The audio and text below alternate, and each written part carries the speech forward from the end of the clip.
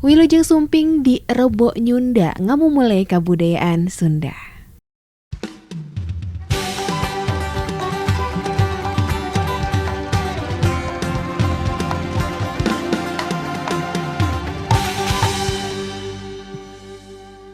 Tekaraos pemirsa, kita udah ketemu lagi hari Rabu dan seperti biasa di hari Rabu ini kita bakalan melestarikan budaya Sunda dan pastinya aku nggak sendirian sih, aku pengen ngobrol lagi dengan Syifa dan Novi. Halo, Sampurasun. Sampurasun teh. Rampes jawabannya. Oh iya, rampes teh. Iya, jadi kalau misalkan orang Sunda, apa ya namanya, Sampurasun itu adalah salamnya orang Sunda ya.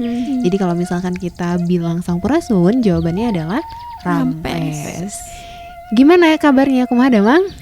Alhamdulillah ada Mang. Alhamdulillah. Ini hari akhir ini tuh Bandung masih dingin ya. Masih dingin dan kayaknya lagi pancaroba juga. Ini kita harus jaga kesehatan. Di hari Rabu ini dalam rangka melestarikan budaya Sunda, kita kayaknya bakalan ngulik ya ataupun bahas satu daerah di Jawa Barat yang ini kayaknya terkenal banget dengan adatnya. Mungkin teman-teman ada yang udah tahu kampung adat Cirende? Tahu. Nah, Aku deket di aduh, gimana tuh? Itu tuh tempatnya atau tepatnya di mana, Syif? di Kampung Pojok Cirende yang di Lewi Gajah. Lewi Gajah. Di Kecamatan Lewi Gajah, kotanya kota Cimahi. Dan itu terkenal banget ya. Aku pun kenalnya sebagai kampung adat yang dia tuh di sana apa ya namanya, kepercayaannya Sunda Wiwitan. Jadi Sunda Wiwitan itu adalah salah satu kepercayaan kalau kita punya agamanya sebagai agama Islam. Kalau di sana menganutnya kepercayaan. Jadi tidak beragama tapi kepercayaan Sunda Wiwitan gitu. Dan itu aku juga nyarinya searching sih waktu itu karena lagi ada tugas harus ke daerah Sunda Wiwitan dan ternyata dia ada di kampung adat Cirende. Kalau Novi kenal kampung adat Cirende, tahu? Lihat-lihat di berita sih waktu awal-awal, terus pas masuk sekolah ketemu sama teman sih Pak orang Cirende. Deket Cirende maksudnya. Berarti Syifa tuh kampungnya deket banget sama Cirende atau gimana? Deket sebelahan. Sebelahan. Berenan apa ya namanya? Satu RW. Iya, masih satu RW itu teh. Oh, masih satu RW. Oke, di kampung adat Cirende tuh ada apa aja sih, Syif? Setahu aku tuh kampung adat Cirende tuh punya ciri khasnya teh yang kayak buat orang-orang yang gak makan nasi tuh mereka makannya itu nasi singkong, rasi. Rasi. Oke. Berarti kalau di kampung adat Cirende itu kita makan rasi. Singkong, rasi. Nasi Iya. itu tuh gak boleh atau emang dari turun temurun udah kayak gitu? Kayaknya sih udah dari turun temurun teh, dari atasannya gitu, jadi ke bawahnya juga sama gitu terus.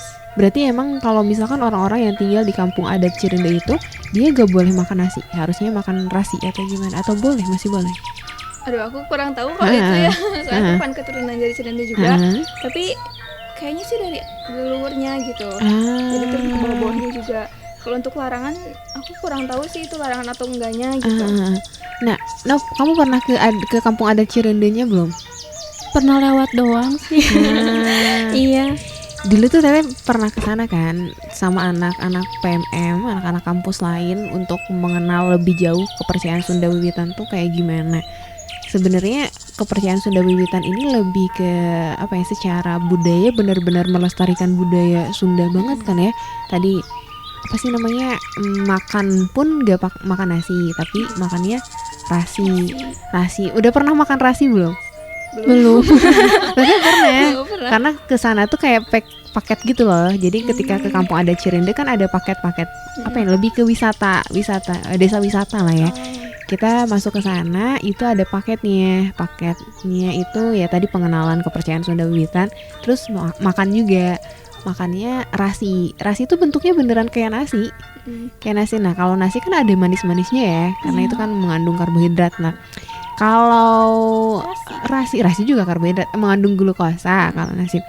Nah kalau misalkan apa namanya, rasi itu kayak singkong, tapi bentukannya kayak nasi, cuman rasanya mungkin nggak, kalau kita yang belum biasa nggak terlalu apa ya namanya, rada aneh. Pertama kali mungkin. Iya, tapi luar biasa sih di sana pun katanya nggak boleh pakai sandal. Oh, yang ke gunung Iya, ya, Gunung Puncak Salam. ke Gunung Puncak Salam. Pernah ke sana, Syif? Sering waktu SD aku kalau olahraga sering ke sana.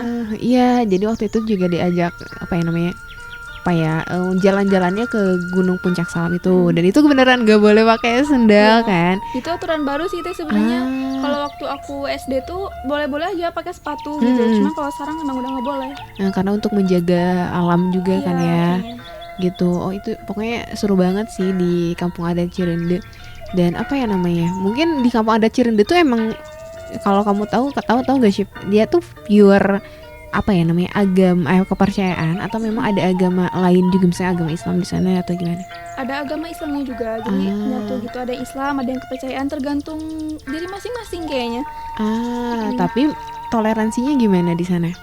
Aman-aman aja sih, terjaga gitu toleransinya juga. Oke. Nah, ini biasanya kan kalau di kampung adat tuh sering banget ada acara-acara adat pastinya kan. Apalagi kamu tetangga kampung, pasti kan ikut lah, setidaknya tahu lah ada acara apa aja. Biasanya di sana ada acara apa aja?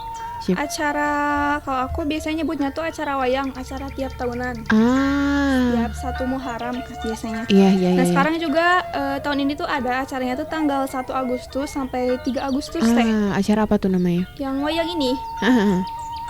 Ya, terus acaranya juga lumayan banyak, setiap harinya tuh beda-beda gitu sih acaranya tuh. Terus kalau misalkan mau ke sana ya ke sana aja, nggak apa-apa, itu acara publik kok, bebas. Oh, itu acaranya ngapain aja tuh biasanya? Kalau dulu sih biasanya yang paling sering di itu tuh nonton wayang sampai malam.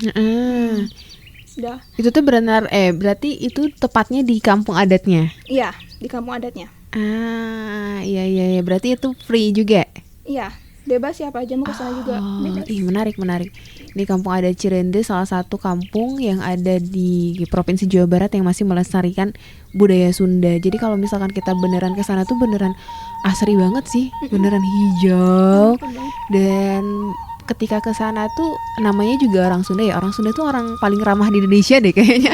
Jadi ke sana tuh beneran kayak wah disapa, terus dijamu juga ya. Cuman ya kita ketika masuk ke kampung adat harus mematuhi adat dan aturan gitu ya.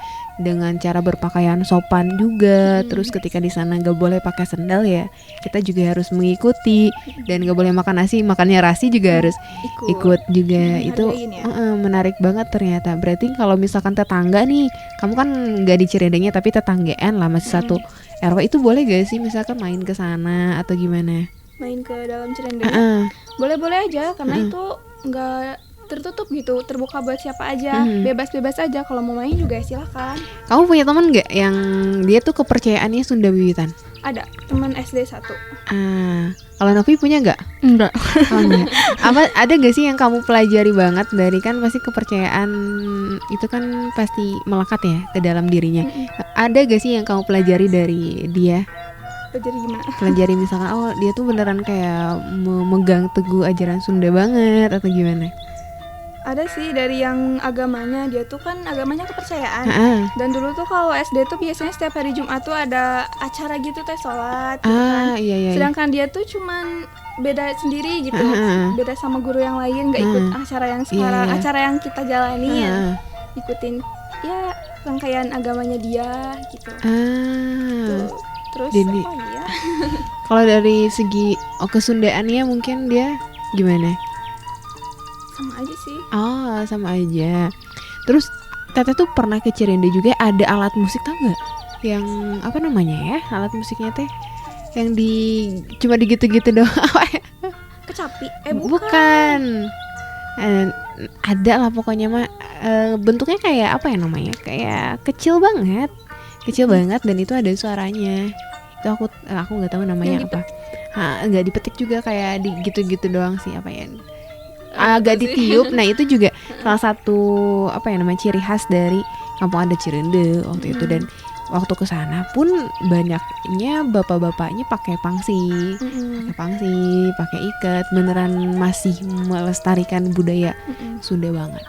Dan selain itu ya, kalau menurut kalian penting gak sih kayak sekarang tuh kan kalau kampung-kampung karena udah mengikuti perkembangan zaman, banyak juga kampung-kampung yang udah kayak modern dan lain sebagainya, gak ada budaya Sunda. menurut kalian penting gak sih masih ada kampung yang melestarikan budaya Sunda? Penting sih. Tapi menurut Syifa atau Novi pernah Novi mah belum pernah ya ke Cirende. Belum. Nah, kalau Syifa apa sih perbedaan yang antara kampung Syifa nih dengan kampung adat Cirende itu sendiri dari segi budaya Sundanya? Yang tadi yang makan nasi kan Cirende mah kayak gitu. Kalau di kampung aku enggak, semuanya tuh makan nasi biasanya. Terus dari yang agama juga kayaknya kalau sekampung aku tuh agamanya sama semua, agama Islam. Kalau di Cirende tuh beda-beda agamanya gitu. Dan yang Teteh pelajari banget ya dari orang-orang yang menganut kepercayaan Sunda Wiwitan, kemudian juga mereka melestarikan, benar-benar menjaga kebudayaan Sunda itu, mereka benar-benar menjaga alam. Iya gak sih? Ya singkong juga kan makanannya beneran nggak ngimpor dari lain kan, dari nanam sendiri, bikin rasinya sendiri, dan itu beneran dijaga banget sih alamnya itu. Makanya kenapa nggak boleh pakai sendal atau nggak boleh pakai sepatu ketika naik puncak Salam, barangkali juga itu bisa merusak lingkungan kan, misalkan tanaman ada yang keinjek dan lain sebagainya. Dan itu yang Teteh pelajari, orang-orang yang menganut kepercayaan Sunda Wiwitan atau orang-orang yang dia menjaga kelestarian alamnya, mereka itu adalah orang-orang yang benar-benar menjaga banget gitu. Jadi kayak jangan sampai alam tuh rusak gitu, karena bisa jadi bencana itu bukan karena sesuatu musibah itu terjadi bukan karena bencana, misalkan kayak longsor dan lain sebagainya, itu bukan karena ya mungkin ada ada campur tangan Tuhan gitu, tapi kan itu juga bisa jadi karena ulah manusia. Dan di Cimahi tuh terkenal banget ada satu tragedi, tahu nggak kalian? TPA Lewi Gajah. Iya betul. Bener. Nah gimana Chef? Boleh dong dijelasin dikit loh. Aku nggak terlalu tahu soalnya aku belum lahir kan waktu itu teh. Itu teh tahun 2000 berapa ya? 2005 ya? Kalian lahir tahun 6. Dia 7 ya? Iya. Beda. Terus yang ngalamin tuh ya keluarga aku aja, orang tua aku juga ngalamin. Ngalamin juga? Iya. Meninggal atau gimana? Atau ketutup? Aman semua alhamdulillah keluarga aku. Cuman emang yang paling banyak meninggal tuh yang di kampung sebelahnya lagi, kampung apa ya gitu namanya teh. Beda lagi, itu mah kena semua teh. Terus sekarang tuh si tempatnya tuh jadi data, jadi banyak sampah juga. Dan biasanya si tempat itu tuh suka dipakai buat cari-cari emas gitu. Si emasnya tuh dijual. Bisa ada gitu. Emas. Iya. Berburu emas sih kamu. Enggak. Tapi ya. Sekarang masih ada itu. Misalnya tempatnya yang masih banyak sampah, berarti kondisinya sekarang kayak gimana sih? Gak terlalu banyak sampah sih. Yang setahu aku tuh di bawahnya tuh sekarang jadi sawah. Terus kalau di atasnya itu ya udah mulai berkurang sih sampahnya.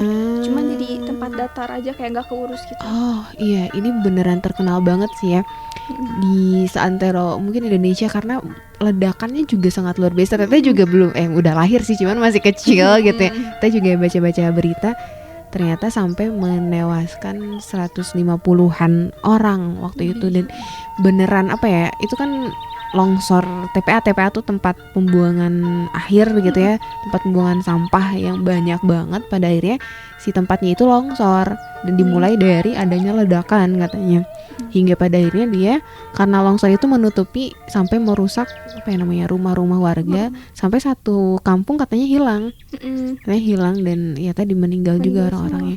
Dan dari sana juga teman-teman waktu itu orang-orang yang ada di kampung adat Cirende, dari pelajaran sana, dari peristiwa itu mereka benar-benar menjaga banget alamnya. Dan ini juga tugas pemerintah ya, jangan sampai waktu sampai sekarang juga yang tadi yang TPA Lewi Gajah itu nggak dijadiin TPA lagi kan? Enggak. Nah, karena emang masyarakatnya juga gak mau lah ya, gak mau terulang 2 kali kayak gitu. Dan ini juga jadi pelajaran ya, bahwa dari orang-orang yang tadi menganut kepercayaan Sunda Wiwitan di kampung adat, mereka benar-benar menjaga alamnya.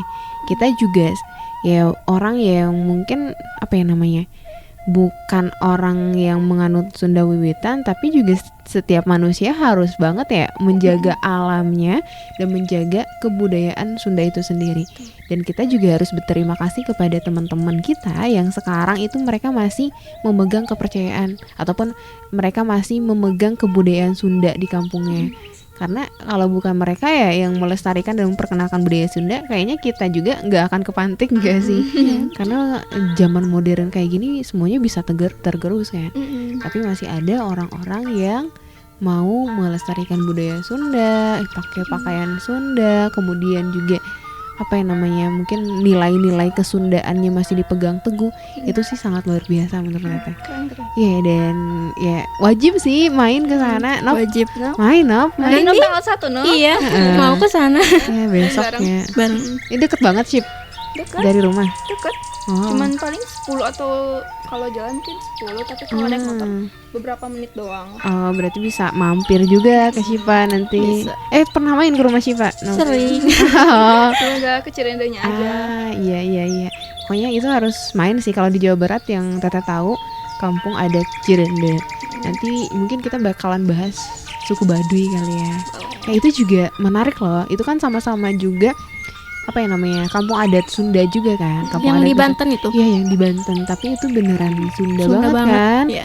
Ada Baduy dalam, Baduy luar, Baduy dalam yang beneran nggak pakai listrik, beneran kayak gitu. Nanti kita coba akan ulik mungkin di Rebo Nyunda berikutnya ya, supaya kita terpantik untuk melestarikan budaya Sunda. Mungkin dari teman-teman terakhir ada ini ada pesan Pesan dari aku tetap jaga Lingkungan juga, terus jaga apa ya, kebudayaan gitu, jangan sampai dihilangkan, harus terus dilestarikan juga. Oke. Kalau dari Nov ada pesan? Gak ada. Ya betul banget ya, kita harus menjaga alam. Tadi dari kisahnya Lewi Gajah di kampung adat Cirende juga menjadi salah satu kampung yang terkena juga dampaknya ya, yang Syifa juga terkena dampaknya. Jangan sampai terulang 2 kali lah ledakan sampah ataupun longsoran sampah yang menewaskan banyak orang.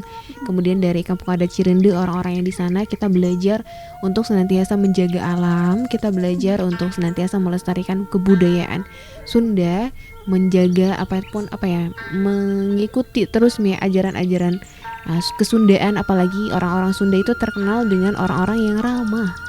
Iya sih, murah senyum. Entah ya Teteh, karena mungkin Teteh orang Sunda juga, teman-teman juga orang Sunda, mungkin ya orang yang pasti pertama kali nyapa ketika teman-teman datang ke wilayah Sunda tuh pasti disapa sama masyarakatnya. Pasti, nggak akan mungkin dibiarin. Pasti banget, dan itu yang perlu dijaga. Orang Sunda itu terkenal dengan tadi ramah, kemudian juga ada ada pepatah ataupun ada pepatah juga, silih asah, silih asih, silih asuh gitu ya di Sunda, bagaimana kita saling menyayangi satu dengan yang lainnya.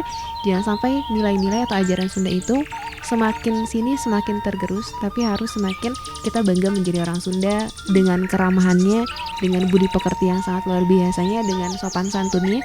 Karena Teteh kayaknya orang yang kalau misalkan jalan terus dia menundukkan badan gitu, itu Teteh nemunya di Sunda sih. Ya, tapi gak tahu ya kalau budaya dan suku lain kayak gimana. Cuman kayaknya orang-orang Sunda sangat-sangat luar biasa dalam ranah budi pekerti dan sopan santun. Dan itulah yang perlu kita lestarikan, dan itulah yang perlu kita jaga sampai nanti. Gitu guys. Itu mungkin di Rebo Nyunda kali ini. Hatur nuhun pisan teman-teman yang sudah ngobrol. Nanti kita ngobrol lagi di Rebo Nyunda pekan depan. Semoga kita bisa bertemu kembali. Sampai jumpa dan hatur nuhun semuanya. Dadah. Dadah.